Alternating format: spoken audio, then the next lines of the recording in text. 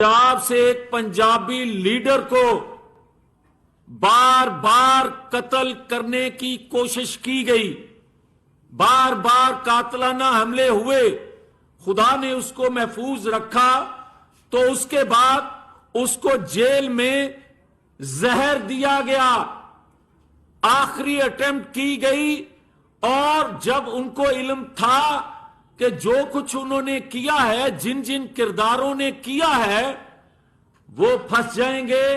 قوم نہیں چھوڑے گی، تو پھر آج ہم سے سوال کرنے والوں کو جواب مل جانا چاہیے کہ کس طرح نواز شریف اٹک قلعے سے باہر گئے تھے۔ جب کہا جاتا تھا کہ نواز شریف پاکستان سے نکل گئے، کیا اٹک قلعے کی دیواریں پھلان کے گئے تھے، یا جو کوٹ لکھپت جیل سے نواز شریف کو نکالا گیا تو اس وقت کوٹ لکھپت جیل کا دروازہ توڑ کے وہ لندن گئے تھے؟ نہیں، اس وقت بھی جو سانپ چھوڑے جاتے تھے اٹک قلعے میں، جو اس وقت بھی اذیت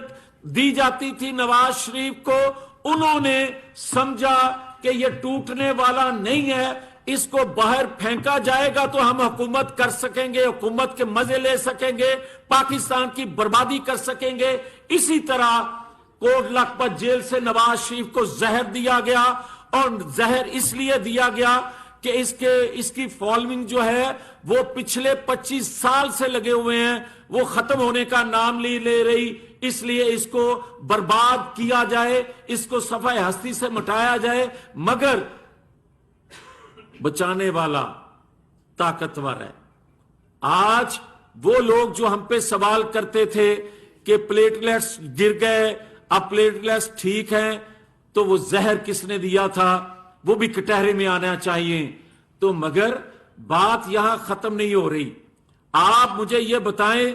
کہ ہمارے لیڈر کو قتل کے منصوبہ بندی بار بار بننے کے باوجود،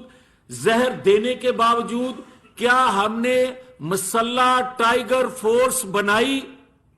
ہمیں کوئی جواب دے اس سوال کا بھی، کیا ہم نے ڈنڈا فورس بنائی؟